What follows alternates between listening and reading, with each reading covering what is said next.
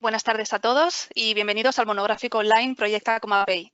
Como ya sabéis, realizamos estas jornadas mensuales en colaboración con los técnicos que han sido autores y partícipes de una serie de proyectos emblemáticos y singulares de los cuales nos muestran de primera mano su concepción, su desarrollo y ejecución. El seminario de hoy tratará sobre la rehabilitación estructural del complejo Interlorce, actual centro logístico de la empresa Mayoral en Málaga, y correrá a cargo de los arquitectos Rafael Urquiza y Santiago Pérez. Yo seré la encargada de moderar la sesión. Mi nombre es Eva Valdivieso, soy promotora de prescripción en Mapei y antes de empezar me gustaría recordaros cómo funciona la plataforma, cómo funciona la herramienta GoToWebinar. Las cámaras de los asistentes permanecerán desactivadas, al igual que los micrófonos, pero podéis interactuar con nosotros a través del chat y realizar vuestras preguntas durante lo que es la duración de la jornada. Y al final haremos un breve coloquio con los ponentes en el que le trasladaremos todas las cuestiones que hayamos recibido. En el mismo panel que tenéis aquí a la derecha, en el apartado que se denomina documentos, tenéis también varios artículos con contenido técnico que hablan acerca de la intervención y también de los materiales que se han empleado. Y por último, informaros de que la sesión será grabada y que si no hay ningún fallo técnico la subiremos a nuestro canal de YouTube. Y bueno, sin más dilación, invito a nuestro primer ponente, Rafael Urquiza. Él es doctor arquitecto y CEO cofundador de Sistema Arquitectura Avanzada. Él será el primero en contarnos cómo ha sido el desarrollo, ¿no?, y en la concepción de este proyecto. Rafael, cuando quieras te doy paso para que puedas compartir tu pantalla. Voy a tratar de explicar esta primera parte, la parte más relativa al diseño, más relativa a la concepción de la arquitectura y de todas las técnicas bioclimáticas que hemos utilizado durante el proyecto, tanto de análisis como posteriores en la ejecución. Y mi compañero Santiago Pérez pues, se centrará más en la parte de la rehabilitación estructural y algunos de los sistemas constructivos que hemos empleado. Bueno, pues este centro de Interlorce era una antigua empresa pública que se comprendía de un gran macroproyecto. Aquí se puede ver el estado original y esta es solo la mitad de lo que era el proyecto original. Este proyecto, por distintos motivos, acabó en crisis y se cerró y lo compró Mayoral. Entonces, en el estado en el que lo compró Mayoral ya se había demolido pues esa estructura, esa gran nave principal y la mayoría de los edificios y nos quedaba exclusivamente un edificio de oficinas, que es el que se ve en la entrada junto a los jardines de esa forma de U y la nave principal, que es sobre la que versa esta conferencia. El estado original, aquí podéis ver una imagen, pues se presenta, Mayoral convoca un concurso, presenta este proyecto a concurso y bueno, pues nosotros lanzamos una propuesta de rehabilitar todo ese entorno porque consistía no solo en rehabilitar la nave, sino también en dejar preparado el resto de la parcela para la futura expansión del centro logístico. Así como en principio se pensó rehabilitar el edificio de oficinas que finalmente por el estado tan penoso de conservación y vandalismo pues acabó siendo demolido. La propuesta que nosotros lanzamos para este concurso consistía en poder recuperar esa nave, preparar los terrenos con una actuación paisajística que de alguna forma fuera algo relativamente económico para esa gran superficie y de fácil retirada para la futura construcción de edificios y preparar el resto, recuperar esos jardines y preparar el resto pues, para la futura inserción de nuevos edificios. El estado de la nave, pues, era un estado, pues, como se ve, pues, muy ruinoso, no llegaba al punto de ruina, pero, bueno, la estructura se conservaba bien, pero, sin embargo, pues, todos los paramentos había sido, pues fruto del vandalismo y, como se puede ver, pues, bueno, nuestra conservación, pues, más bien regular.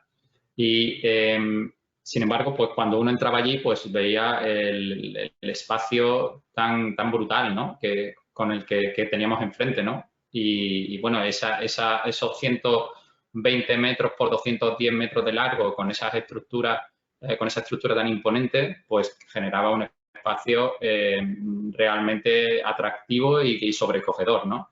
Entonces, pues es un reto el haber podido rehabilitar este edificio y poder haber conservado el espacio principal. Como podéis ver, la estructura es el eje principal del proyecto y en eso, como veremos un poco más adelante, es donde se ha basado toda la estrategia de diseño de la fachada, porque el edificio se recuperaba como un gran contenedor y después había que dotarlo de una nueva fachada, que esa era uno de los elementos principales del concurso.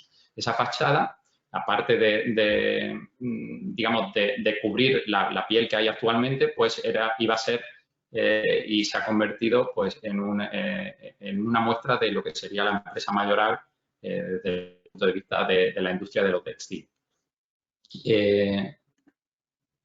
Como estrategia fundamental de diseño, nuestro estudio trabaja siempre con el bioclimatismo. Y, por lo tanto, uno de los elementos que primero hay que analizar cuando uno está trabajando sobre las distintas técnicas bioclimáticas es el clima que tiene el edificio en el que uno va a actuar. Entonces, viendo el clima de Málaga, pues fundamentalmente nosotros tenemos problemas con el calor. Aquí las temperaturas son moderadas, es un clima moderado y con una importancia fundamental en la humedad. Por lo tanto, las posibilidades de mejora eran fundamentalmente mejorar la ventilación para reducir esa humedad y, por otro lado, protegernos del sol en los meses más cálidos, ¿no? Entonces, estos fueron dos de los elementos principales que se utilizaron en el diseño de la nave. Por lo tanto, se trabajó con estos dos objetivos, que sería pues, minimizar la ganancia energética utilizando pues, distintos elementos de sombreamiento, como por un lado unas marquesinas que propiciaban sombra a toda la fachada y por otro lado una fachada que en sí misma también provoque sombra. Por otro lado, se estudiaron dos opciones, mejorar la ventilación natural y trabajar sobre la ventilación forzada. En este caso, algunas de estas actuaciones no se llevaron a cabo pues, por distintas consideraciones del promotor. En cuanto al diseño de la fachada, trabajando con una empresa que está en el mundo textil, pues se trabajó con el concepto de las pieles, de las telas y se utilizó este concepto de tela para generar una fachada que tuviera un cierto dinamismo y que mostrara de alguna forma el potencial que tiene la empresa mayoral. Entonces, sobre este patrón, el patrón de las telas plisadas que hemos visto anteriormente, pues se utilizó la propia estructura y las proporciones de la estructura como eje vertebrador y como elemento de proporción para el patrón que después se iba a repetir en la fachada. Este planteamiento se hizo utilizando la sección digamos, la sección transversal de la nave y con esta sección que tiene 15 metros entre pilares, de forma que en el sentido este-oeste tiene 30, pues se utilizaron dos de estas crujías para generar un módulo a través también de la inclinación de los dientes de sierra que nos permitiera ordenar de alguna forma o tener una referencia geométrica para después trazar las distintas partes de la fachada. Entonces, este elemento se iba dividiendo y se iban utilizando, como veis, la propia altura y las proporciones de la sección de la estructura de la nave, que al final es el elemento principal. Se me ha olvidado decir que este edificio es de Ramón Vázquez Molezún y al final tiene la esencia del diseño de un gran arquitecto y, por lo tanto, ese respeto hacia esta estructura es la que nos hace también centrarnos en ella para poder coger las referencias necesarias y darle escala a un elemento que de por sí es un elemento nuevo, totalmente diferente a lo que originalmente tenía el edificio. Sin embargo, utilizamos como referencia estas medidas para poder escalarlo. Y estas fueron las imágenes que se presentaron al concurso y fueron las que atrajeron el interés de Mayoral pues, para proclamarnos vencedores de este concurso.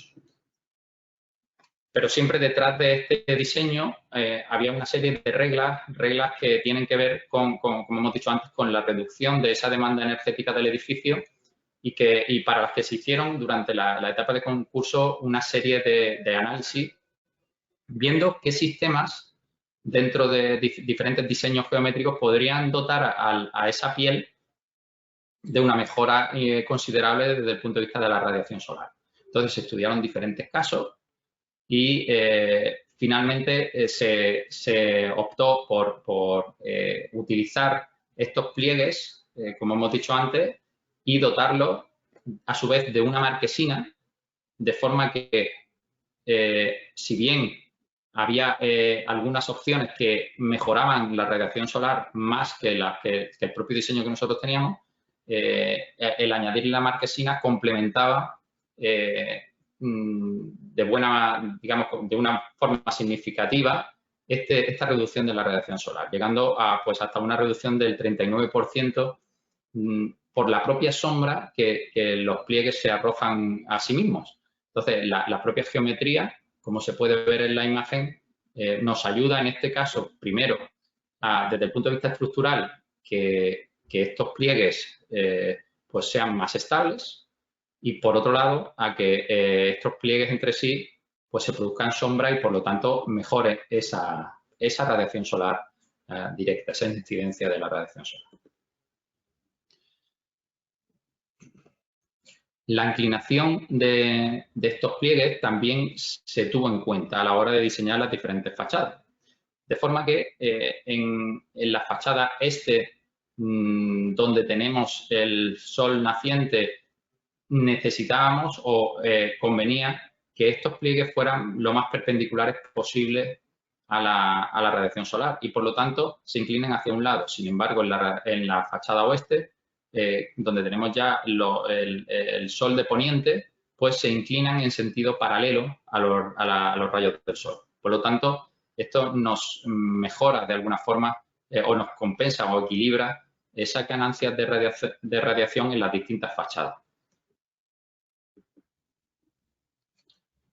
Después, partiendo del patrón que he comentado previamente, pues se establecen una serie de módulos y estos módulos se van repitiendo a lo largo de las distintas fachadas, teniendo en cuenta que tenemos una modulación en la fachada este y oeste de 15 metros y una modulación en la fachada norte y sur de 30 metros, pues se establecen una serie de módulos que se van combinando, generando esta variabilidad de paneles que al final se consiguen solventar con 52 paneles en total.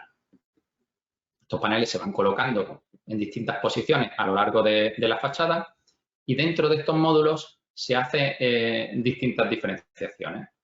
En la fachada donde necesitamos más sombreamiento, véase la sur, pues se hace un mayor número de pliegues, es decir, que este módulo se subdivide en un mayor número de pliegues. Mientras que en la fachada norte, los paneles tienen un menor número de pliegues y, por lo tanto, digamos que están más abiertos. Es como si tuviéramos un abanico más cerrado o más abierto, dependiendo de la fachada y de las ganancias energéticas que tengamos o que queramos tener o complementar en una o en otra fachada.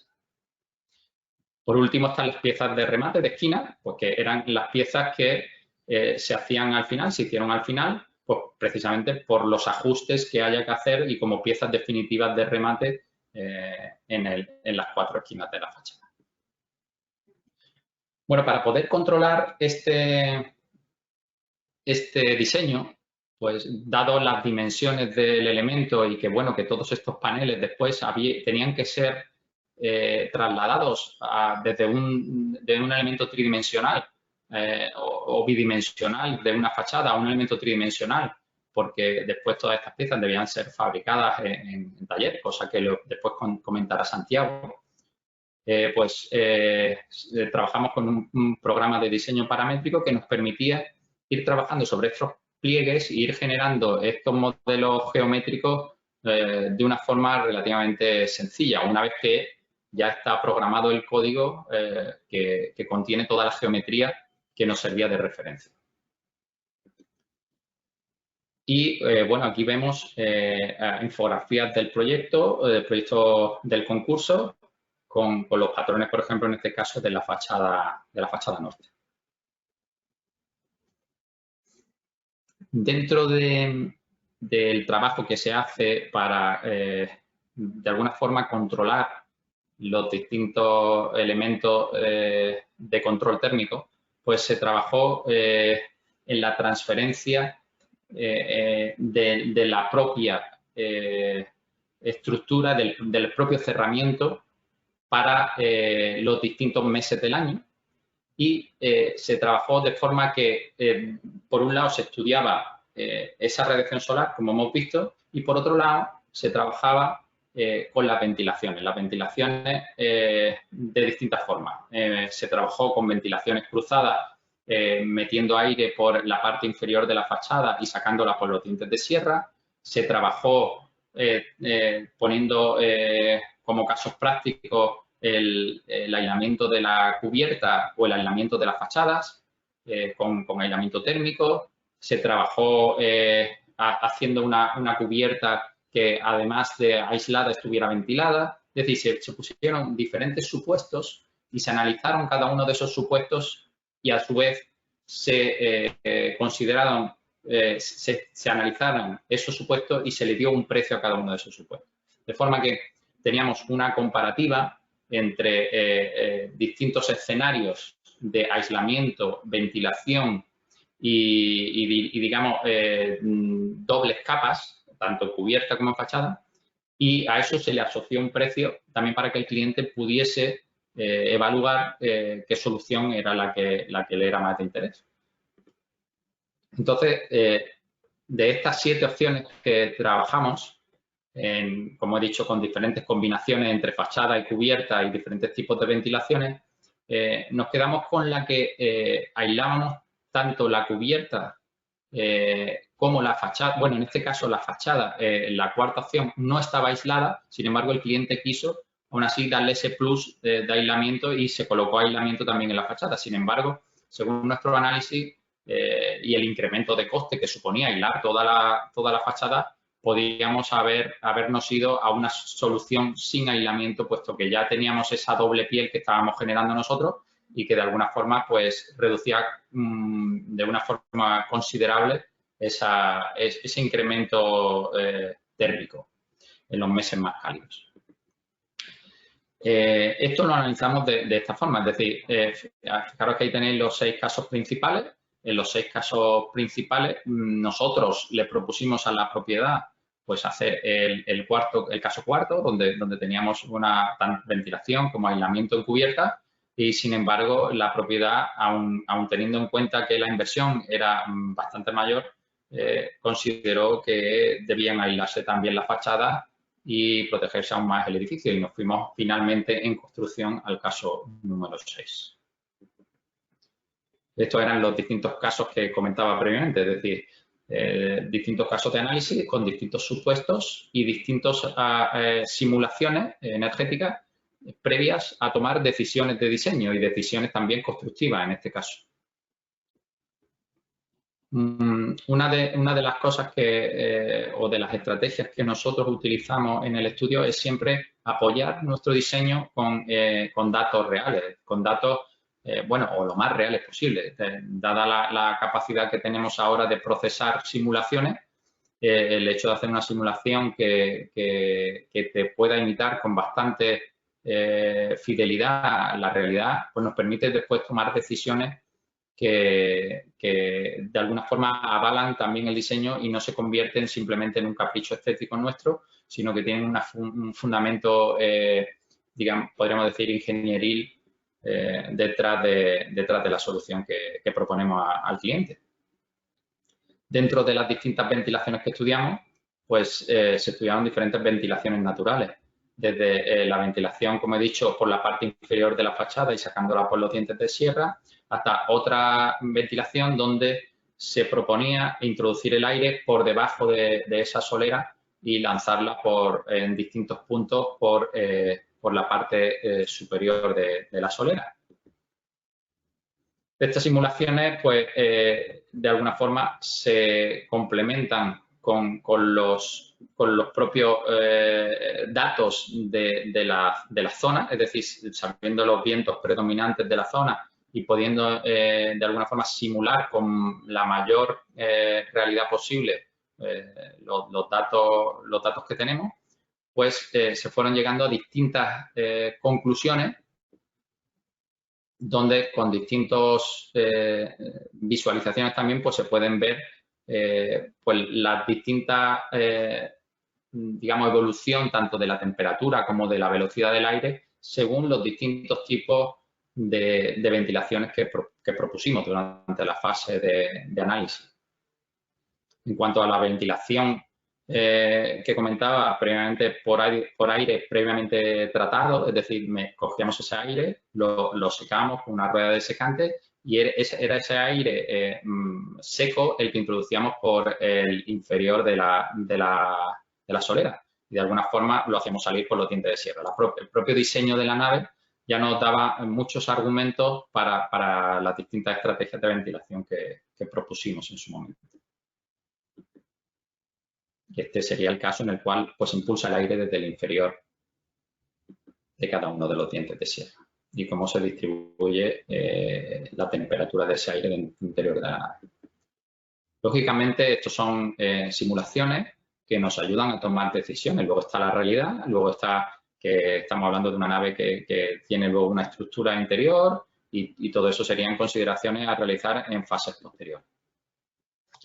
Después, desde el punto de vista de la actuación general en la parcela, pues también se analizaron las diferentes zonas que había, la zona superior que podéis ver en la pantalla de jardines, el edificio de oficinas original que en primera instancia se propuso mantener y la zona de expansión, que así es como le llamamos, que es la zona lateral, esa pastilla rectangular que se ve a la derecha, que debía prepararse de alguna forma para ser la futura expansión del centro logístico.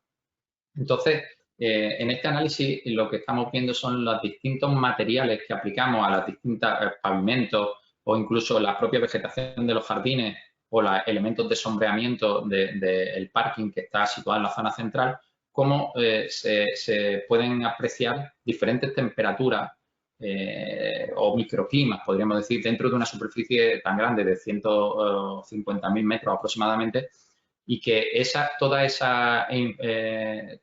ese enfriamiento o distintas zonas producen también que haya distintas sensaciones de confort en una persona que está habitando, digamos, esa parcela o que está utilizando esa parcela para lo que sea. Todo eso también se tuvo en cuenta en el diseño, pues utilizando distinta combinación de materiales y utilizando también zonas verdes, zonas con pavimento más blandos, que de alguna forma no fuera el hormigón puro y duro de los viales y de las plataformas principales de carga y descarga.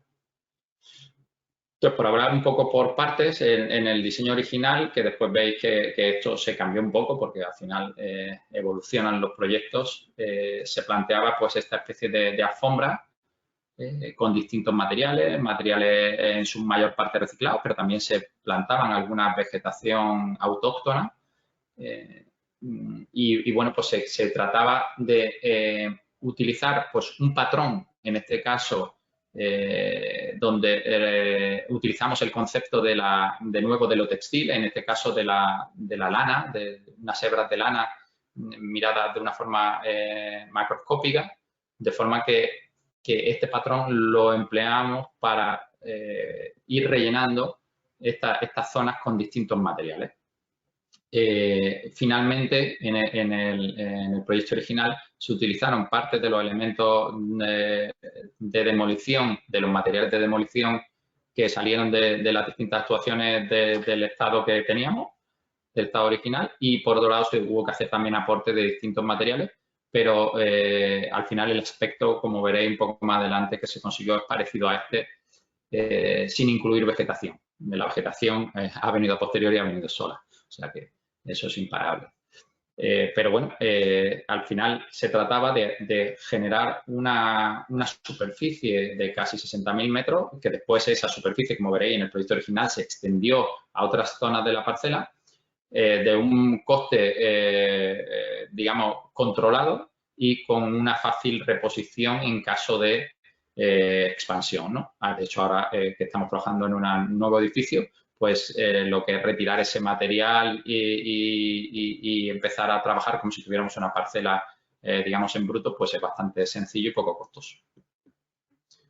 Aquí veis una imagen, esta creo que es pues más o menos de mitad de la obra, donde ya se ve cómo se han ido colonizando esos espacios y luego ese mismo patrón se aplicó a los jardines que se mantienen en la zona de la entrada, que es esta imagen que he podido sacar recientemente de Google. Como veis ya se aprecia también que hay algunos elementos de vegetación que han aparecido ya en las distintas zonas. Pero al final todo mantiene pues un poco ese criterio, ese patrón de referencia de la lana y después pues es un elemento, como digo, fácil de reponer. En la utilización del material, pues también se planteaba como parte de la estrategia. La reutilización de este material pues, supuso una reducción importante de emisiones de CO2, no solo por el propio uso de este material, no solo por el coste del material que cubría toda esa alfombra, sino también por el propio transporte del material y todos los costes de vertedero. Entonces, pues fue un ahorro importante y además también digamos, un aporte desde el punto de vista sostenible del proyecto. No me voy a parar mucho en estas imágenes que después explicará mi compañero Santi, pero sí, bueno, pues que se hicieron una serie de trabajos previos, lógicamente, a esa reparación estructural que después Santiago explicará más en detalle, ¿no? Y aquí se pueden ver pues, las imágenes un poco espectaculares de este proceso. Esto lo voy a pasar rápido porque Santiago lo explicará con más detenimiento.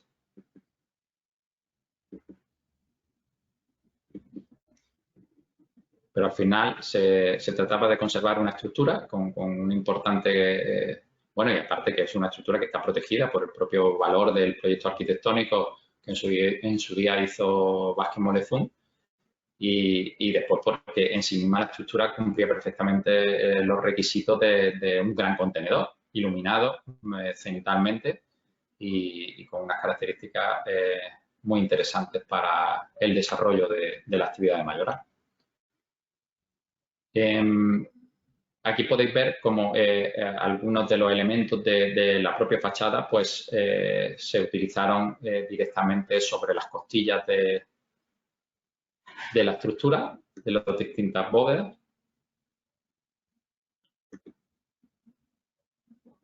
Se repusieron los lucernarios, se remató con una envolvente de zinc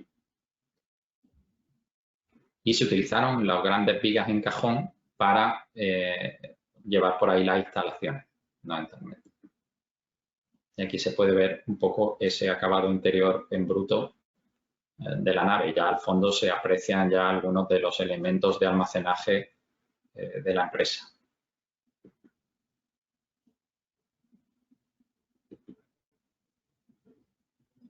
Como digo, esta parte será la parte que explicará ahora Santiago con más detenimiento. Sí, me gustaría a mí centrarme en la fachada. Como veis, ahí se puede ver la colocación de los elementos de fachada. En este caso eran elementos prefabricados de GRC. Y eran unos elementos que por su propia forma, como he dicho previamente, de pliegue, pues tenían una resistencia en sí mismos y se fueron organizando digamos, de dos caras en dos caras, es decir, de pliegue en pliegue. para colocar estos pliegues, por la complejidad de la orientación de los propios pliegues y la inclinación de los pliegues sobre la fachada, pues se utilizó este útil que podéis ver en la imagen, que nos permitía controlar el centro de gravedad de la pieza y poder acercar esa pieza a la fachada para su fijación, de forma que no colisionara una pieza con otra o con la propia fachada, ¿no? Y eso fue muy importante porque en las pruebas que se hicieron previamente, pues era fácil que estos elementos, y de hecho en la primera prueba que se hizo, uno de los paneles se rompió una esquina, ¿no? Precisamente porque cuando trataba de colocar un panel con el centro de gravedad diferente al de su posición, pues hacía que el panel se moviera, se girara y, bueno, y eso eran paneles que pesaban 1 tonelada y pico cada uno o más, dependiendo del tamaño del panel. Y aquí se pueden ver algunos paneles ya colocados sobre ese aislamiento que he dicho que finalmente decidió colocar la propiedad y con la subestructura metálica que servía de soporte a estos paneles. Ahí se ve el útil con mayor zoom, donde se ven esas poleas, que esas poleas lo que permitían era reposicionar una y otra vez hasta que se tenía la posición exacta del panel sobre la fachada. Y se puede ver un módulo de fachada.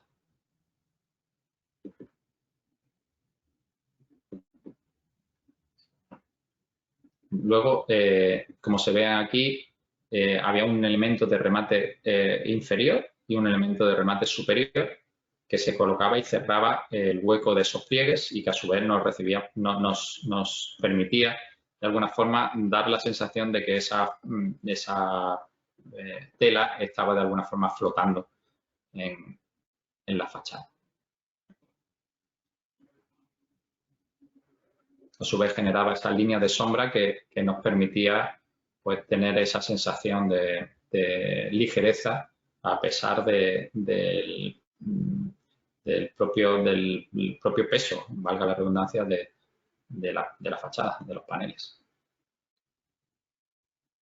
Aquí se aprecian esos dos elementos de remate, superior e inferior, los distintos huecos de las puertas, la cara superior o la parte superior de la cubierta, donde, como podéis ver, se utiliza un material totalmente distinto en los hastiales, de forma que se diferenciara bien lo que era esa especie de vestido que recorría toda la fachada con la cubierta, que era el elemento estructural puro del edificio original. Y con una escala que, como se puede ver en la imagen, pues según una anécdota sobre la fachada, que nos preguntaron para una de las revistas donde publicamos si era la fachada mayor, o sea, la fachada más grande que había de GRC en España, y entonces llamamos a la Asociación de Fabricantes de GRC pues para saber un poco qué otros tamaños de paneles se habían colocado. Y finalmente lo que nos decían, le preguntamos si se habían colocado paneles de más de 12 metros. Nos dijeron que no, que eso era imposible, de más de 7 metros, perdón, que era lo que nos pedían en su momento la empresa fabricante de GRC. Eso no hubiera supuesto casi partir por la mitad los paneles, cosa que en este proyecto y por la idea del proyecto era totalmente imposible de hacer. Y bueno, finalmente se consiguió pues aumentando un poco la resistencia de esos paneles y llegando hasta los 12 metros y pico frente a los 7, que era lo que recomendaba la Asociación de Fabricantes de GRC. Y ahí está, con su estructura metálica por detrás y funcionando perfectamente y en la actualidad sin ninguna fisura y funcionando muy bien. O sea que finalmente lo que nos dijo la Asociación de Fabricantes de GRC era que no se podía hacer y ahí está, ¿no?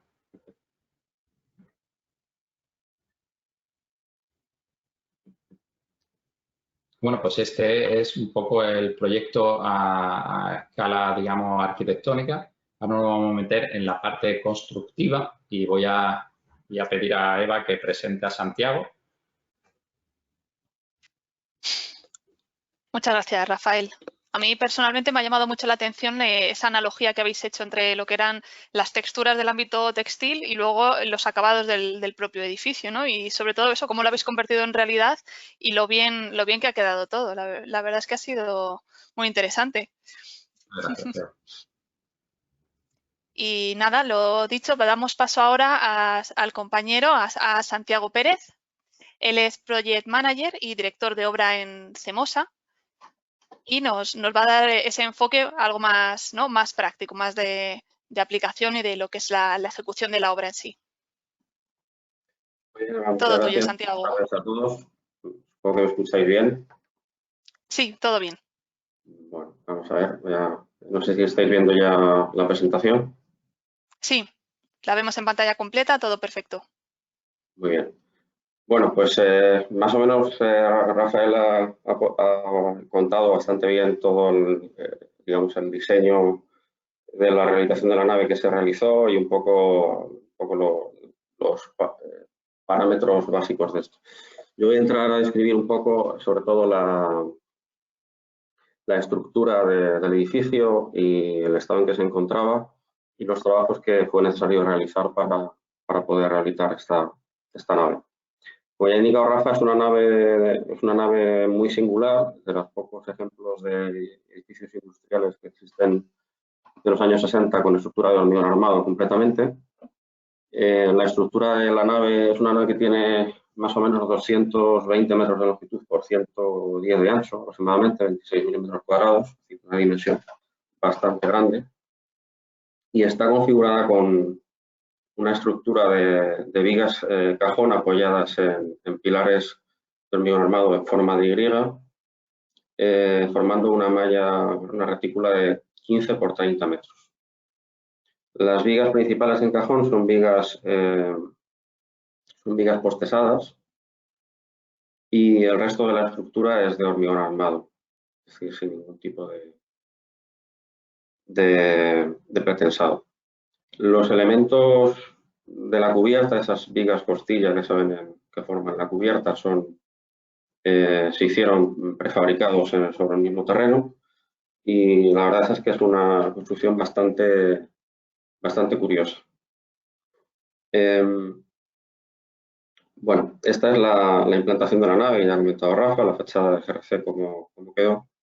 Y esta es la configuración en planta de la nave, que bueno, básicamente consistía en generar una zona de oficinas, unos pasillos de evacuación que permitieran cumplir la normativa de protección contra incendios y el resto de la nave pues, se destinó entre plantas técnicas en algunas zonas cerca del muelle de carga y el resto pues dejarlo disponible para la implantación de los sistemas logísticos de Mayoral. Y se habilitaron pues puertas y salidas de emergencia en la fachada pues para poder cumplir esos recorridos de evacuación que nos exige la normativa. Bueno, este es el estado en que nos encontramos la nave cuando llegamos allí. La estructura de hormigón armado, que como he comentado era de los años 60, la nave estaba completamente abandonada, había sufrido todo tipo de daños, no solamente por vandalismo, sino pues, por las inclemencias del tiempo, porque de hecho ya carecía de cerramiento en los lucernarios, con lo cual estaba prácticamente el interior expuesto a la intemperie, y estuvo así durante bastantes años, con lo cual pues existía un alto grado de deterioro, sobre todo en la estructura de hormigón, sobre todo daños por corrosión del acero, que ahora veremos más detalladamente, y bueno, toda la solera estaba llena de escombros y también presentaba muchísimos huecos de gran tamaño porque la nave original, digamos, tenía una especie de red subterránea en algunas zonas para algún tipo de instalación subterránea. Y bueno, eso hubo que investigarlo y también hubo que tratar de solucionar el problema para poder generar la solera de la nueva nave. Estas son otras fotografías del estado del interior y de la cubierta, donde bueno, se estaba en un estado bastante malo y bueno, Lo primero que planteamos, por lo tanto, fue hacer un estudio de diagnosis de la estructura y poder estimar el valor de la reparación y de los trabajos que era necesario realizar para dejar la estructura no solamente en buen estado de uso, sino con garantizar una durabilidad suficiente como para que a la propiedad, en este caso mayoral, le mereciera la pena la inversión. Bueno, para el estudio de diagnosis partimos de inspecciones visuales iniciales y conseguimos esta información la consiguió Rafael Urquiza a través de un archivo histórico de unas construcciones, donde conseguimos varios planos originales de la estructura. Estos son planos de armado de las vigas costilla, estas son secciones de las vigas cajón y los armados de la cabeza de los pilares en Y, etcétera. Esto es una información bastante valiosa que, como luego pudimos constatar en las catas que realizamos, era bastante fidedigna. Esto nos ayudó bastante a la hora de estudiar las condiciones de seguridad de la estructura. Además de hacer un inventario de anomalías de las patologías que tenía la nave, de corrosión de armaduras y otra serie de daños de otro tipo, pues hicimos un estudio de diagnosis que ahora comentaremos, pues para poder tener la seguridad de que la nave era segura con las condiciones de seguridad exigidas por la normativa actual. Bueno, lo primero que hicimos es ese estudio de diagnosis que he comentado. En primer lugar, se hizo un inventario de anomalías de todos los elementos estructurales, tanto del interior como del exterior, fachadas, etcétera, porque la nave tiene también unos pilares exteriores, que son estos que se ven aquí, que soportan la fachada de bloque que tenía originalmente, y los pilares interiores. En este caso, este plano es un plano donde se trataba de indicar el índice de daños que presentaban cada uno de los pilares de la nave. Lo que se indicaba aquí en este esquema es en un color de verde a rojo, indicando un menor nivel de daño o un mayor nivel de daño, cada una de las caras de cada uno de los pilares. De esta manera, pues más o menos se tenía una idea de cuál era el estado de deterioro que tenía y de cuál podía ser un poco el orden de magnitud de las reparaciones realizadas. Esto mismo se realizó para las vigas cajón y para otros elementos y bueno, finalmente se realizó un inventario de anomalías elemento a elemento. Estos son unos esquemas de toma de datos en campo donde se iban reflejando cada una de las anomalías que podíamos observar tanto en las vigas como en los pilares en cuanto a desprendimientos de hormigón, armaduras al aire, con oxidación, hormigón fisurado, etcétera, etcétera. Esto, como digo, se realizó para cada uno de los elementos de la estructura de la nave. Asimismo, se realizaron catas para la obtención de información de los elementos estructurales principales, básicamente pilares y vigas, y se hicieron catas tanto en la parte inferior de los pilares como en la parte superior del apoyo de las vigas pretensadas o postesadas, perdón, en las Y de los pilares, que estaban bastante deterioradas, y tratamos de identificar todos los armados para poder hacer ese estudio de las condiciones de seguridad de la estructura existente. Pues aquí se notaban, pues obviamente, todos los datos significativos, tanto de anomalías de corrosión como de diámetro de armaduras, etcétera, etcétera.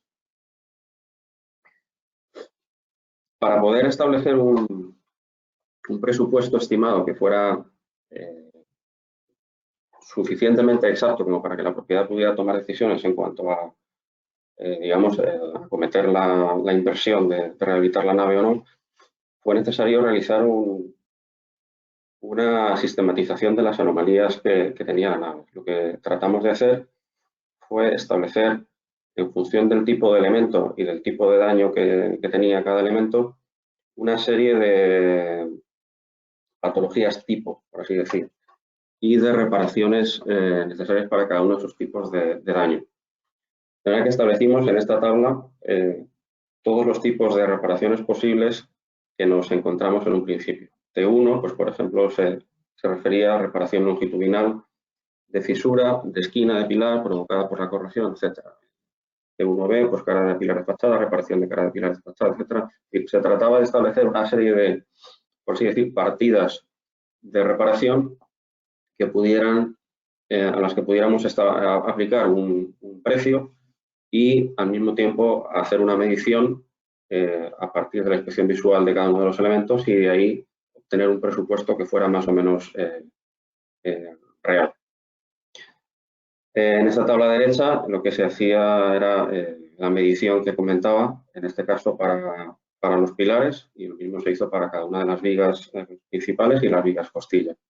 De esta manera pudimos darle a la propiedad un presupuesto estimado una vez consultadas a distintas empresas especialistas en reparación, de las que finalmente se adjudicó la obra a Cimentia, que fue la empresa que realizó la reparación con los productos de reparación de Mapei. Esto es un estudio que se hizo paralelamente, que es una microgravimetría sobre la solera de la nave para intentar detectar todas estas oquedades y galerías que tenía la nave en el interior y que teníamos que intentar conocer su posición y dimensión, primero para poder evaluar el coste de su reparación y relleno, demolición, etcétera, y por otro lado para poder tener una mínima seguridad durante la ejecución de los trabajos de rehabilitación una vez que empezasen las obras. Aquí vemos un ejemplo del estudio de diagnóstico que se realizó, tanto del estado actual de la nave que nos encontramos, como de la nave una vez reformada, donde pues se introdujeron las cargas de la nueva situación de la nave una vez reconstruidos algunos elementos de la cubierta que estaban en muy mal estado, como veremos ahora, y aplicadas las cargas las sobrecargas de uso y pesos propios, etcétera, de acuerdo a la normativa actual. En principio no hubo problema, todos los estudios que se realizaron concluyeron que la nave estaba en buenas condiciones y lo único que hubo que hacer pues, es reparar todos estos daños que se ven en la estructura. Básicamente, como he comentado antes, los daños consistían en la corrosión de las armaduras de acero,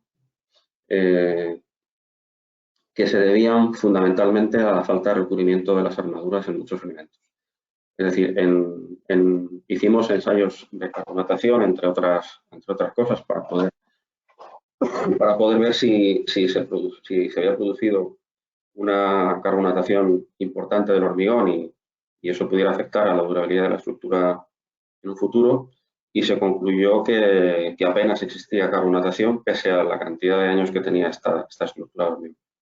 Entonces, en general, en la inmensa mayoría de casos, como vemos en estas fotos, los daños de corrosión se habían producido porque apenas había recubrimiento en algunas zonas. Donde había recubrimiento suficiente, no presentaba daños, con lo cual, pues eso nos tranquilizó bastante a la hora de, digamos, poder garantizarle a la propiedad que una vez hechas las reparaciones pertinentes íbamos a poder garantizar una vida útil del edificio suficiente para no tener que estar preocupándonos más de este tipo de patologías. En este sentido, ahora veremos el procedimiento de reparación que se siguió. Es importante destacar que no solamente se hizo una reparación de cada uno de los daños que estamos viendo, saneando el hormigón, el acero, pasivando la armadura, etcétera, sino que una vez finalizados todos los trabajos de reparación de la estructura, se hizo un tratamiento de la estructura consistente básicamente en dos cosas. En primer lugar, se aplicó un producto inhibidor de corrosión que se pulveriza como si fuese un aspersor sobre la superficie del hormigón. Es un producto que permite, digamos, de muy poquita densidad, de manera que penetra a través de la porosidad de la superficie de hormigón y químicamente inhibe la reacción de oxidación del acero y, por lo tanto, no solamente estamos consiguiendo reparar la estructura en los daños que ya vemos, sino ralentizando o paralizando completamente la reacción de oxidación en aquellas zonas que estén ya en proceso de oxidación y no hubieran todavía presentado síntomas externos. Y posteriormente, una vez aplicada el producto inhibidor, se aplicó una pintura en toda la estructura, anticarbonatación, que protege más aún la estructura de manera que podamos garantizar pues, una durabilidad suficiente. Aquí vemos más o menos en resumen todos los pasos que se siguen normalmente en una reparación de este tipo de estructura de hormigón. En primer lugar, obviamente, identificar los daños y localizarlos en cada uno de los elementos. En segundo lugar, se procede al picado y saneado del hormigón, dejando al descubierto toda la armadura que presenta síntomas de corrosión, y es importante en esta fase eliminar muy bien todas aquellas zonas de hormigón fisurado, aunque presenten daños no tan aparentes, de manera que la medición, por así decir, del daño aparente inicial siempre aumenta respecto del que se aprecia cuando ya se elimina y se sanea la primera capa de hormigón. Porque siempre existen zonas en las que aún no se ha fisurado el hormigón, pero ya existen daños por corrosión en el acero. Una vez realizado el saneo de hormigón, una de las cosas que se realizó y que cuando la corrosión es importante siempre hay que realizar es estimar si había pérdida de sección significativas en el acero. En este caso, salvo en casos muy particulares, los diámetros de las armaduras en general eran bastante gruesos, lo que significa que un porcentaje o digamos, una profundidad de daño de corrosión en el acero no era en la mayoría de los casos lo suficientemente representativo como para que supusiera una pérdida de sección importante del acero en la estructura.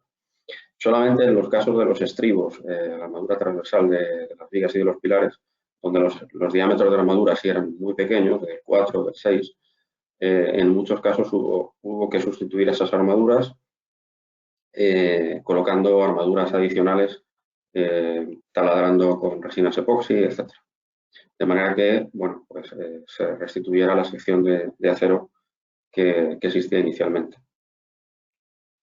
Una vez medida el diámetro de las armaduras y garantizado que el acero no había perdido demasiada sección y que por lo tanto la integridad y el contenido de seguridad del elemento estaban garantizadas, se procedía al chorreado con arena del acero para eliminar cualquier resto de óxido y dejar el acero, como se ve en esta fotografía, con un aspecto, digamos, blanco brillante, de manera que pudiéramos aplicar ya los productos de reparación y restituir la sección de la pieza.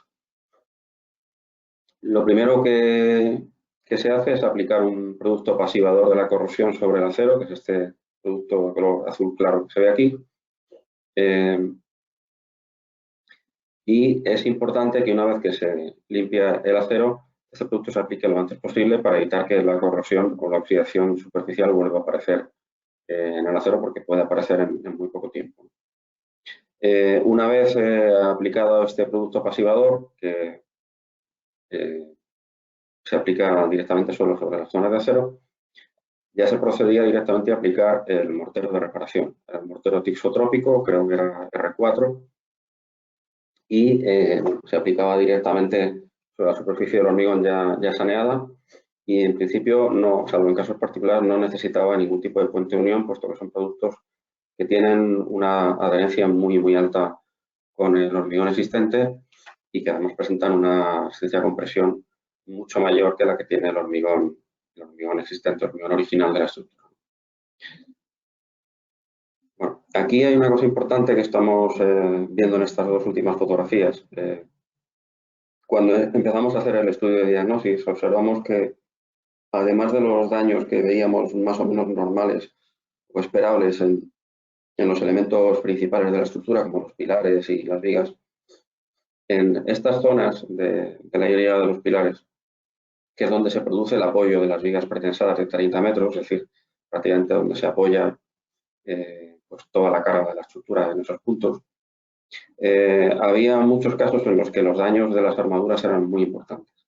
No en cuanto a la pérdida de sección del acero, pero sí en cuanto a la fisuración del hormigón y, por lo tanto, a la pérdida de adherencia del acero.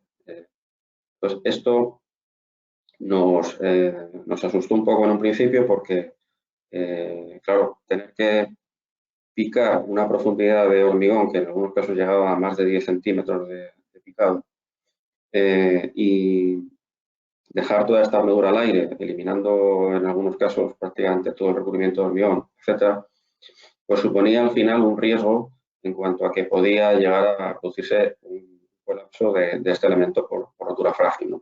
Esto básicamente funciona como una ménsula. Entonces, en previsión de ese posible colapso, que afortunadamente no se produjo en ningún caso, y de poder garantizar en todo momento las condiciones de seguridad de la estructura durante la fase de reparación, se adoptaron una serie de apeos provisionales, que ahora veremos más adelante, que permitían, aquí lo vemos, que permitían garantizar que la transmisión de la carga de la viga en caso de fallo de estos apoyos se produjera a través de estos apeos metálicos. Se trataba de apeos activos que estaban monitorizados en todo momento, de manera que se entraba en carga el apeo con un gato hidráulico, se medía la presión de ese gato hidráulico y se monitorizaba periódicamente durante la reparación para poder detectar en los casos en los que se pudiera producir un aumento de esa presión, lo que implicaba o lo que hubiera implicado que se estaría produciendo una entrada en carga del apeo por fallo del apoyo de la viga sobre el pilar. Creo recordar que no se produjo ninguna variación sustancial de presión, es decir, que los apeos no llegaron a entrar en carga nunca a un 100%. Que te interrumpa, sí. Santi. No sé si recuerda, y como dato también anecdótico, sí hubo un momento de entrada en carga de esos apeos, que de hecho saltaron las alarmas. Lo que pasa es que al final quedaron en nada, porque lo que era es que como era verano y hacía mucho calor en el momento que estábamos haciendo esa reparación, la propia estructura del apeo había dilatado y esa dilatación hizo entrar en carga, que esos sensores eran muy finos y al entrar en carga, pues al final, pues todos nos asustamos un poco, pero quedó en nada. Fue mojar la estructura con una manguera y aquello volvió a su sitio en unos minutos, ¿no? Pero podéis creernos que el susto fue al principio importante. Sí, es cierto, es cierto. Lo que pasa es que efectivamente afortunadamente no fue por la causa que nos preocupaba realmente, que era que se pudiera producir un fallo de ese elemento de apoyo de la viga que estaba en algunos casos en muy mal estado. Tú, por si acaso, ya lo has borrado de tu mente, por lo que veo. Sí, se ve que lo he borrado de mi memoria por algún tipo de mecanismo de defensa, ¿no? Perdona, ya no te interrumpo, perdona. No, tranquilo, gracias. Bueno, aquí vemos con más detalle estos elementos.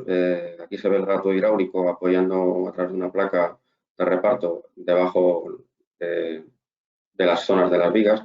Estas vigas cajón realmente estaban formadas por dos semivigas prefabricadas de manera independiente que se colocaron en obra, según pudimos averiguar o deducir, de manera independiente y luego se ataron transversalmente con estas vigas perpendiculares que sí se hicieron in situ. De manera que se formaba una trabazón entre ellas para garantizar su colaboración, digamos, en cuanto a resistencia a cargas horizontales y estabilidad del propio elemento para evitar que pudieran volcar. Aquí veis en esta fotografía de la izquierda hasta qué punto la reparación de esta zona será preocupante, ¿no? Fijaros la cantidad de mortero que fue necesario aplicar en algunas de estas zonas donde prácticamente se reconstruyó la sección hasta una profundidad muy alta, ¿no? Es decir, no solamente se cubrió la armadura, sino que hubo que picar el hormigón por detrás de la armadura bastantes centímetros.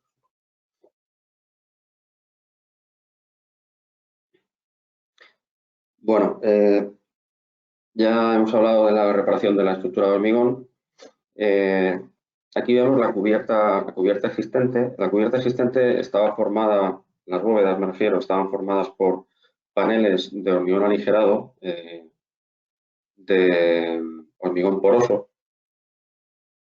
que estaban en una gran parte en muy mal estado. Prácticamente había otros paneles que estaban situados en el cerramiento de la cara inferior de las vigas cajón que prácticamente habían desaparecido en la mayoría de los casos, habían llegado a fracturarse, y en la cubierta no habían llegado a romperse en la mayoría de los casos, pero estaban en muy mal estado, es decir, no eran aprovechables, con lo cual hubo que plantear que toda la cubierta, es decir, toda la formación del tablero de cubierta de las bóvedas y del tablero de cubierta de las vigas cajón, que formaba, como veremos ahora, una especie de canalón gigante entre bóveda y bóveda, fueran sustituidos por materiales nuevos. Entonces, lo que se buscó fue, básicamente, digamos, se tomaron decisiones, se eligieron materiales que permitían, en primer lugar, que la construcción fuese lo más rápida posible y lo más segura, es decir, que fueran productos prefabricados y autoportantes que se pudieran sustituir de manera rápida y que no necesitaran pues, hormigonarse y que no tuvieran un peso elevado para la estructura existente. Buscamos un elemento que pesase como máximo lo que ya tenía la cubierta en su momento, pero incluso pudimos aligerar los pesos de la estructura original. Y por otro lado, se buscó también tratar de mejorar, de alguna manera, las condiciones, digamos, de aislamiento térmico y comportamiento hidrotérmico de estos materiales existentes, ¿no?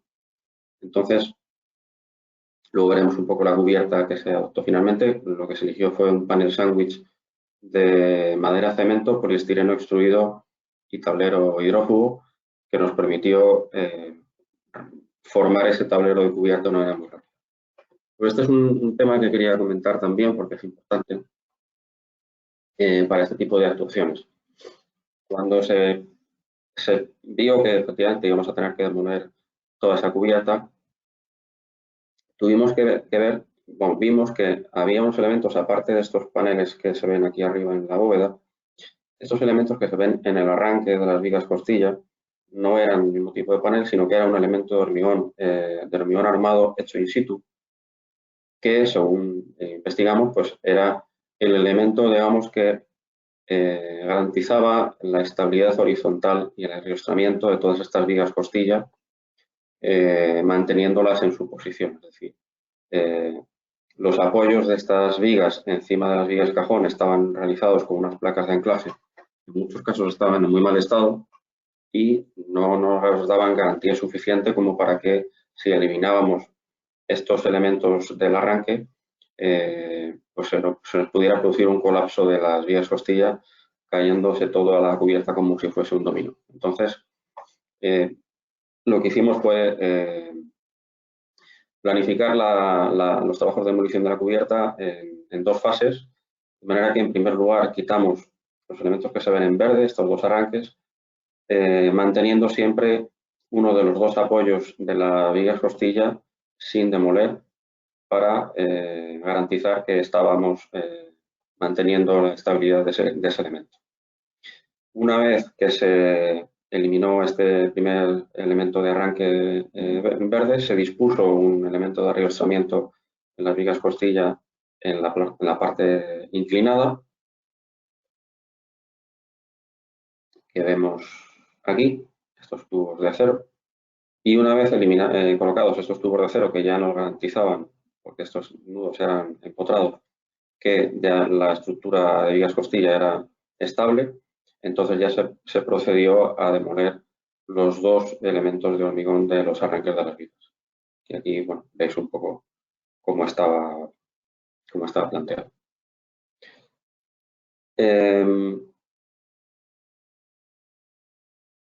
Bien, bueno, al mismo tiempo, cuando estábamos demoliendo la cubierta, se cortó una parte de la viga cajón que estaba en muy mal estado y las vigas transversales que había aquí, de manera que se eliminaba el arriostramiento que tenían las vigas cajón en el nivel superior. Esta viga sí se reparó y se mantuvo, pero la viga que teníamos aquí arriba hubo que sustituirla entera. Al no poderla reparar porque estaba en muy mal estado, por lo que se optó fue por reponer el forjado de cubierta por otro forjado prefabricado de placas alveolares, que es este que se ve aquí, con unas vigas de borde que, además de formar las vigas de borde del forjado, arriostraban mediante estos conectores a cortante el forjado de placas alveolares con las vigas cajón, reponiendo, digamos, ese arriostramiento superior entre las dos semivigas.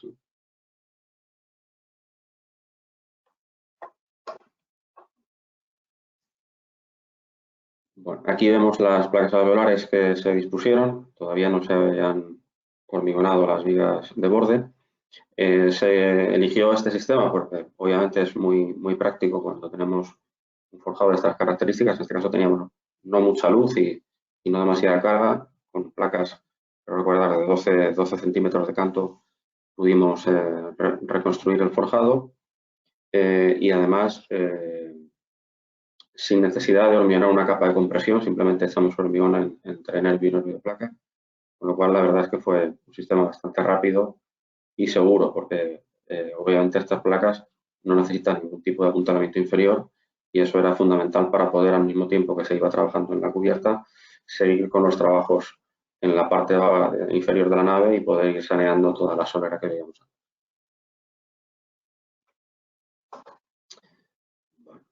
Bueno, aquí vemos un poco fotografías de la fase de demolición de la cubierta, cuando se estaban eliminando estas vigas de reforzamiento superiores que se ven aquí muy deterioradas, y las de abajo, que esas sí que se quedaron, sí las dejamos, aunque en algún caso hubo que hacerlas prácticamente nuevas por el grado de deterioro que presentaban esa nave.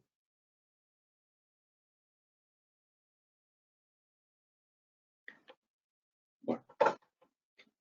Estos son los paneles de cubierta que comentaba antes, los paneles sándwich machimbrados que se dispusieron encima de las vías costilla y que, bueno, permitieron, en primer lugar, poder reconstruir la cubierta, el tablero de cubierta muy rápidamente y al mismo tiempo tener un aislamiento térmico mucho mayor que el que tenía la nave anteriormente y además una cosa que nos exigieron por parte de la Gerencia de Urbanismo debido al grado de protección arquitectónica que tenía el edificio era intentar mantener un aspecto interior, un acabado interior de los paneles lo más similar posible al original.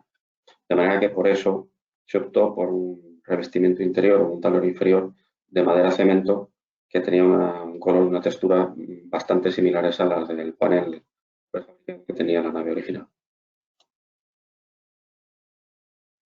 Bueno, aquí vemos, como comentaba antes Rafa, la cubierta de zinc que se colocó sobre las bóvedas y en la parte plana se optó por una solución de lámina impermeable de FPO, poliolefinas, que permite una impregnación muy fiable y además puede quedar expuesta a la intemperie y tiene una durabilidad bastante más alta que los sistemas tradicionales que se utilizan normalmente, ¿no? Aquí vemos, por ejemplo, una prueba de estanqueidad que se realizó en todas las calles que quedaban entre bóveda y bóveda y la verdad es que funcionó bastante bien el sistema. Aquí la verdad que por parte de Mayoral tuvimos la máxima exigencia, es decir, una de las condicionantes que nos pusieron era que el sistema de cubierta fuera, bueno, muy fiable y lo más redundante posible para evitar pues cualquier problema de entrada de agua que para ellos pues, supone siempre un trastorno importante en el funcionamiento de la nave. Entonces, bueno, la cubierta de zinc básicamente está formada por una lámina drenante de polietileno reticulado y fijada mecánicamente y luego ya pues las chapas de zinc con el engatillado hecho de junta alzada. La recogida de aguas de las cubiertas se realizó con un canalón intermedio longitudinal que recorría la nave de este a oeste, con sumideros, creo recordar, cada 30 metros. La instalación de evacuación de aguas que se realizó fue de tipo full flow, es decir, digamos, este tipo de evacuación que emplea y aprovecha el 100% de la sección de la instalación, de manera que debajo de cada sumidero llevábamos una bajante que conectaba a un solo colector que evacuaba el agua por la fachada en cada uno de los extremos de la nave, de manera que no tenemos ningún tipo de bajante interior en la nave, que era una de las cosas también que era importante para Mayoral para evitar pues, tener que hacer labores de mantenimiento del interior, para evitar posibles daños en esas bajantes por el propio uso de la nave, etc.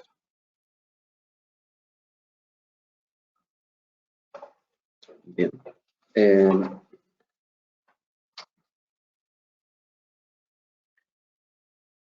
Bueno, este es el sistema, esta es la visera o el voladizo que comentaba antes Rafa, que hicimos en las fachadas norte y sur y que estaba previsto hacer con una placa alveolar, al igual que el resto de la cubierta.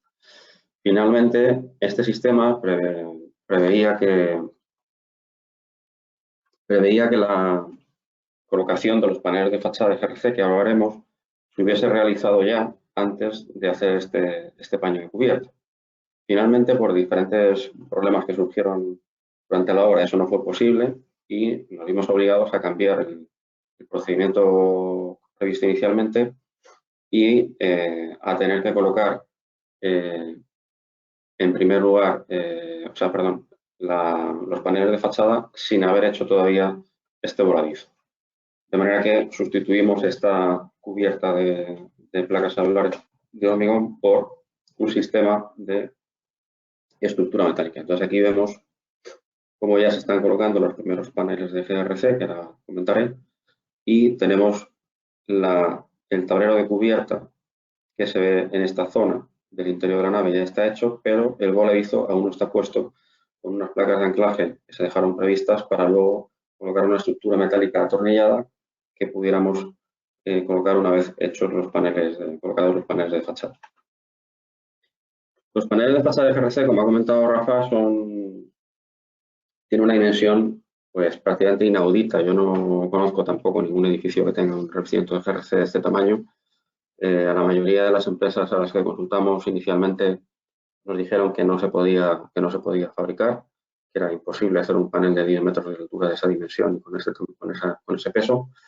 Y finalmente, bueno, encontramos un par de empresas que estaban dispuestas a hacerlo y que nos dijeron que sí era factible. Y bueno, pues efectivamente fue posible. El sistema de GRC, en este caso,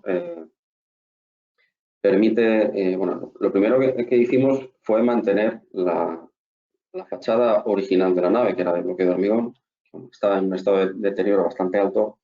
Consideramos en su momento que era la mejor decisión porque haber demolido la fachada completa pues hubiera sido un coste importante tanto para demolerlo y transportar el material como para luego reponerlo.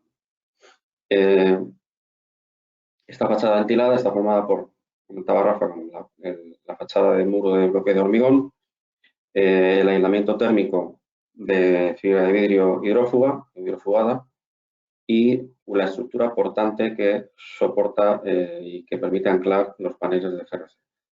Estos paneles, como comentaba antes Rafa, pesaban entre 1 y 2 toneladas, dependiendo de la dimensión de los paneles, y están apoyados todos ellos en la parte inferior del panel. Es decir, todo el peso del panel se transmite a través de esta viga que se ve en la parte inferior, que a su vez está anclada con estas placas de anclaje a una viga de cimentación existente que tiene la nave original, que directamente apoya en las zapatas de la estructura principal.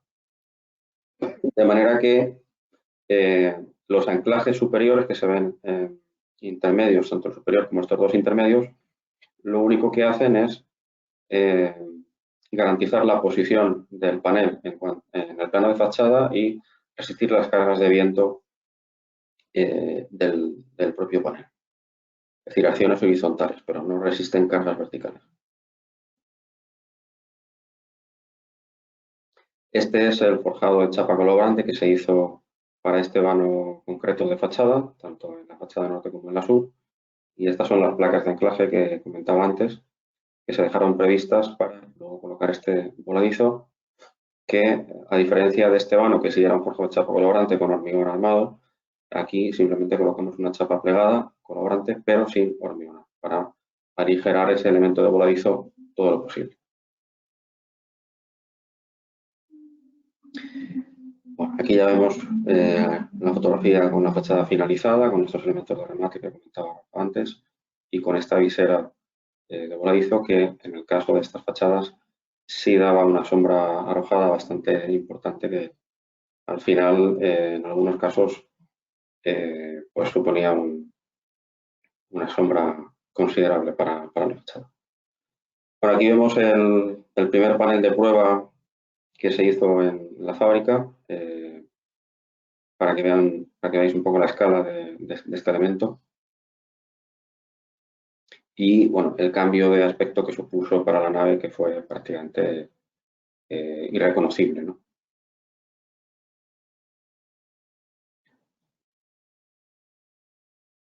Aquí vemos las ménsulas de apoyo metálicas que comentaba antes, donde apoyaban los paneles de GRC. Estos paneles, ahora lo vemos aquí en estas fotografías, se fabricaron con un bastidor, como es normal hacerlo en los paneles de GRC.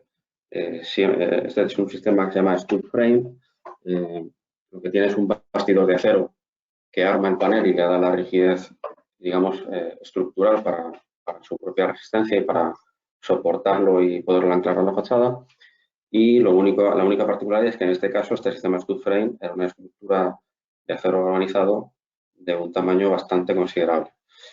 Estamos hablando de tubos de acero ya de una dimensión importante y por lo tanto la propia estructura ya implicaba un peso del panel muy importante. Lo primero que se hacía evidentemente era fabricar este bastidor y luego ya se colocaba en las mesas de prefabricación donde ya se proyectaba el GRC unido a esta estructura mediante unas armaduras de acero galvanizado que al final forman un conjunto rígido que permite pues, apoyarlo en estas ménsulas sin tener problemas de estabilidad y de resistencia del propio panel. A eso ayudaba también mucho la propia forma del panel, que no era plano, sino que tenía varios pliegues.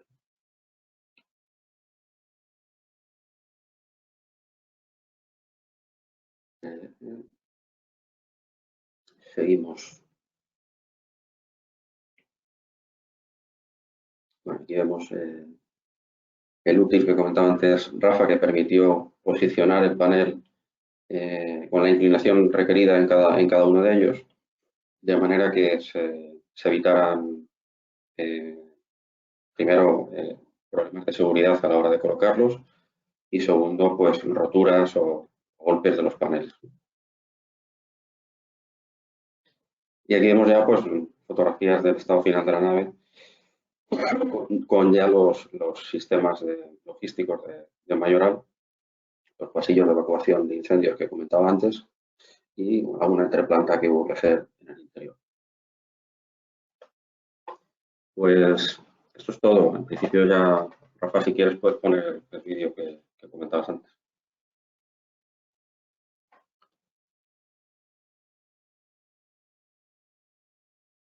Vale. Voy a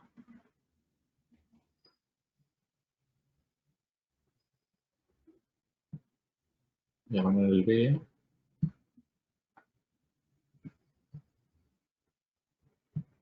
Pongo entonces el vídeo y que cuenta un poco en resumen el total de la obra. Aquí hay una parte de la que no hemos hablado, que es la solera de alta planimetría que tiene la nave. Esa solera pues se realizó por una empresa especializada que tiene incluso un récord Guinness a la solera más plana, ¿no? del mundo y que era necesaria por los requerimientos de la instalación logística de Mayoral.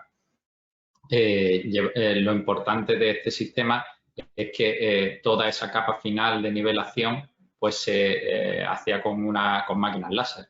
Y esto se verá un poquito más adelante en el vídeo y podréis ver que ese sistema permitió pues, que se consiguiera el acabado que necesitaba la propiedad.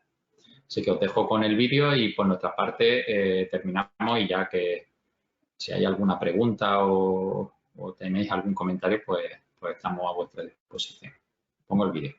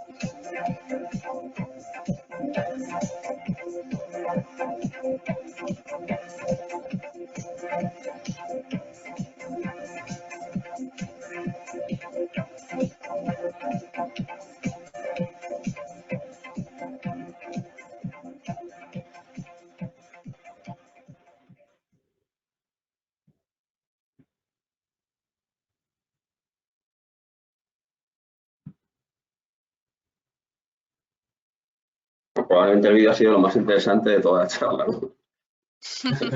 No, muy ilustrativo, la verdad, ¿no? Al final, entre los dos habéis conseguido una presentación muy completa, también con el vídeo y conjugando, ¿no?, ambas visiones del proyecto. A mí sí que, bueno, sí que os quiero trasladar un par de preguntas para terminar lo que es la jornada con un pequeño coloquio, ya que os tenemos a los dos. Y, bueno, una de ellas sería saber si para realizar el recubrimiento de la fachada, ¿no?, aparte de los paneles y los módulos de hormigón que hemos visto, dada la dificultad, si se os ocurrieron también otros métodos, ¿no?, y por qué os decantasteis por este. Si quieres, contestas tú. Eva, ¿estás hablando del CRC? ¿Te refieres al Sí, CRC? correcto. Bueno, a ver, esto en el concurso se planteó de otra forma, porque en el concurso se planteaba demoler la fachada original, que es una fachada de bloque que tenía poco interés arquitectónico, y construir una única piel.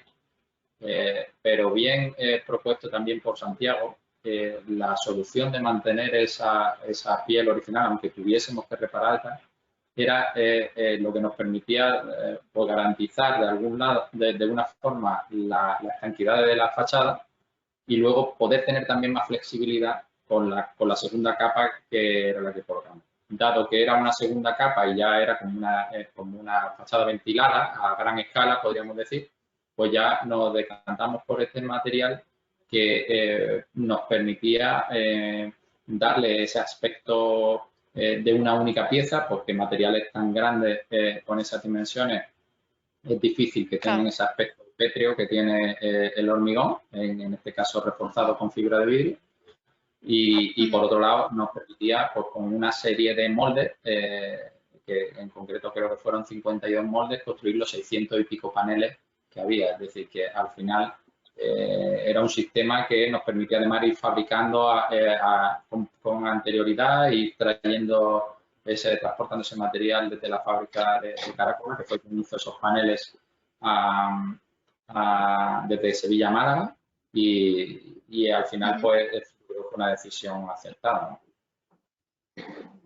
Sí, no recuerdo mal, la idea original del proyecto de Rafael era hacer una piel única con esa forma, tanto por el interior como por el exterior, que hubiera sido muy interesante, porque el interior hubiera sido espectacular verlo así.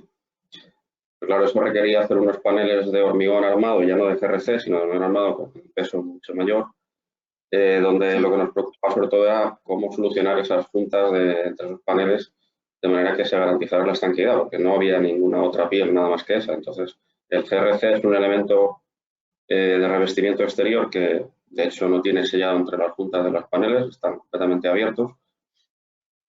Pero si hubiéramos hecho esa solución, pues hubiéramos tenido que resolver ese problema de la estanqueidad de la fachada, que no era nada fácil. Al final se optó por estas. Eran distintas opciones de sellado y finalmente decidimos no sellarlo, es decir, que se quedaron panel con panel separados unos centímetros aproximadamente, y no hay sellado, al final está totalmente abierto. Vale. ¿Y habéis recibido feedback de las técnicas bioclimáticas que se han aplicado, la reducción de la radiación en la cubierta, etcétera, una vez que ya está en uso, lo que es el cliente final, Mayoral, habéis tenido ese feedback por su parte? Sí. De hecho, o sea, tú entras en la nave y ya notas una diferencia de temperatura muy importante. Ya se notaba en la obra. Y de hecho actualmente todavía se nota, es decir, aparte tiene un sistema de climatización forzada, pero simplemente porque hay, como la nave es muy grande y hay puestos concretos en algunas zonas, pues si esa zona, el trabajador, pues por lo que sea y porque no es una nave completamente vacía, pues tiene pues distinta sensación de confort, pues por poder darle ese soporte, pero la nave, la verdad es que funciona muy bien a efectos térmicos, o sea, se nota una diferencia brutal. Hemos pasado de una piel única de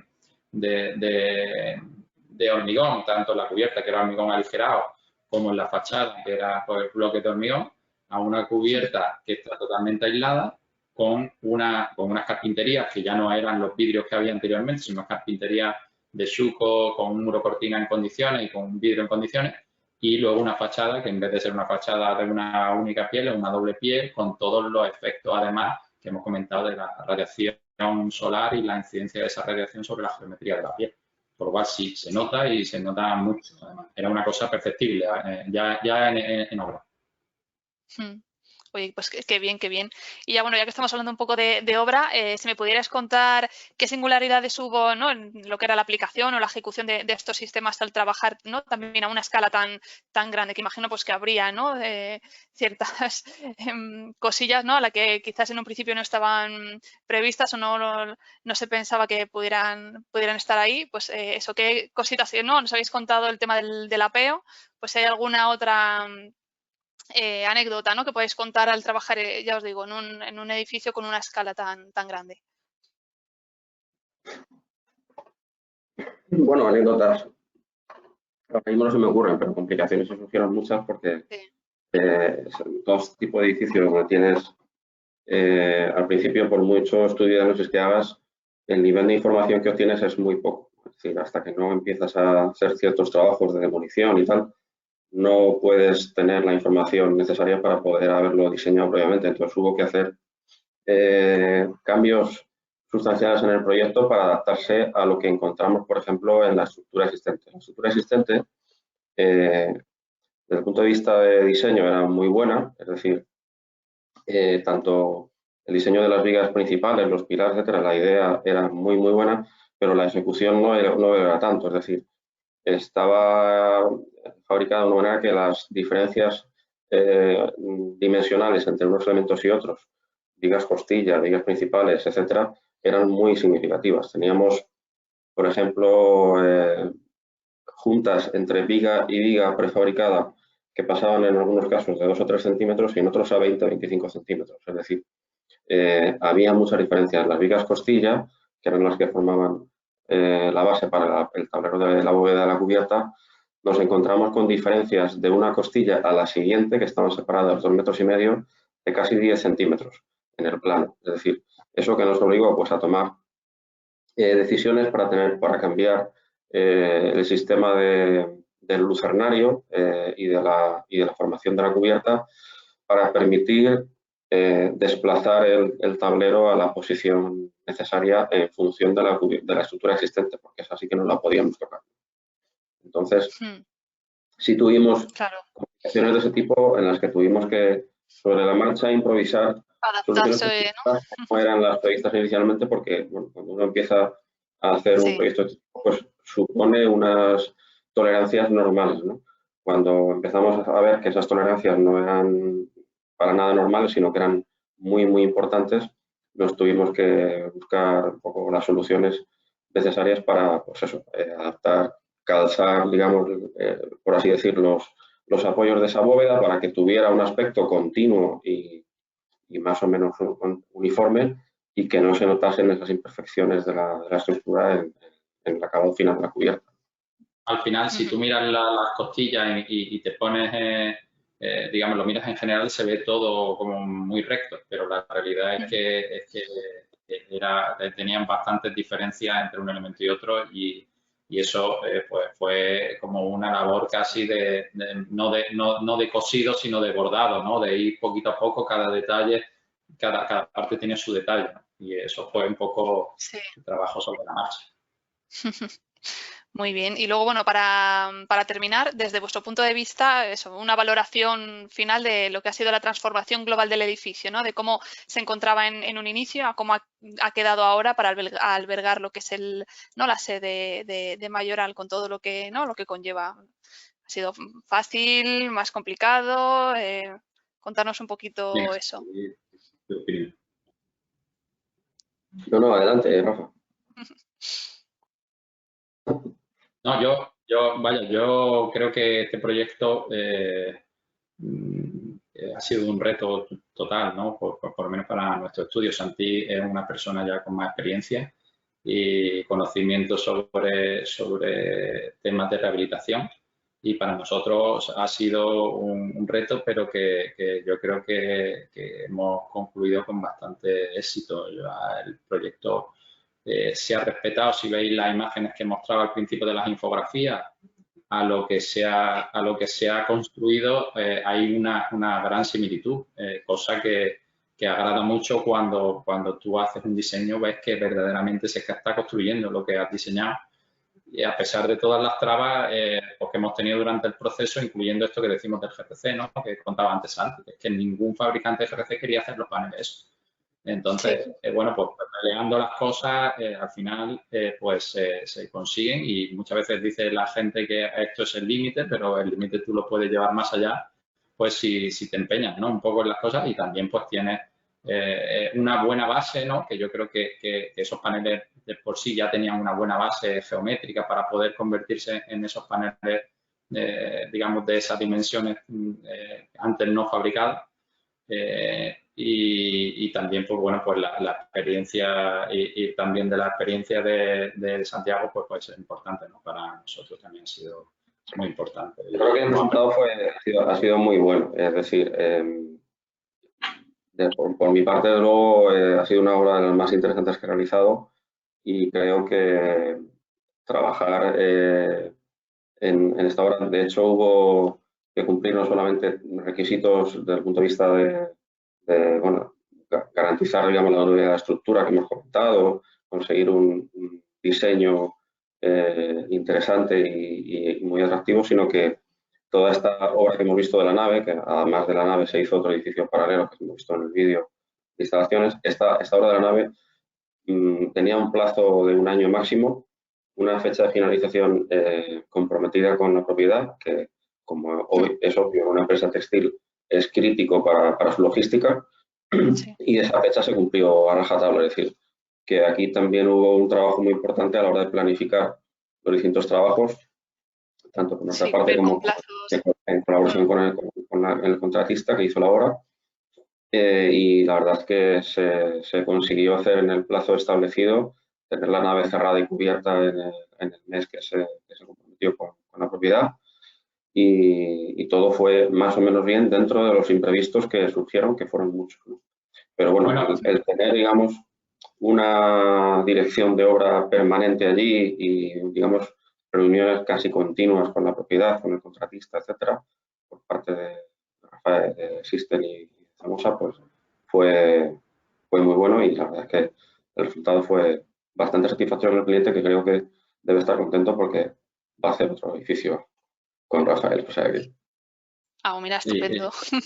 Bueno, que ahora estamos en otro, pero vaya, que tampoco es una cosa que nosotros estamos diciendo. El proyecto, pues, ha sido mención en los premios de arquitectura de Málaga, ha sido nominado en los premios Mies van der Rohe de arquitectura moderna de la Unión Europea y, bueno, se ha publicado en China, en Corea, en distintos sitios en Europa, en el anuario de arquitectura viva aquí en España. Es decir, que ha sido una obra que ha tenido mucho reconocimiento. Mucha repercusión también.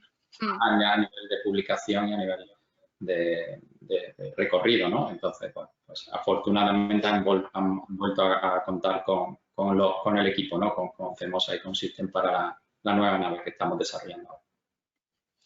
Oye, fenomenal. Pues muy bien, pues nada, si os parece lo dejamos aquí. Daros las gracias a vosotros, por supuesto, y también a los asistentes que han compartido su tiempo con nosotros. Y eso, muchísimas gracias y nos vemos en la próxima.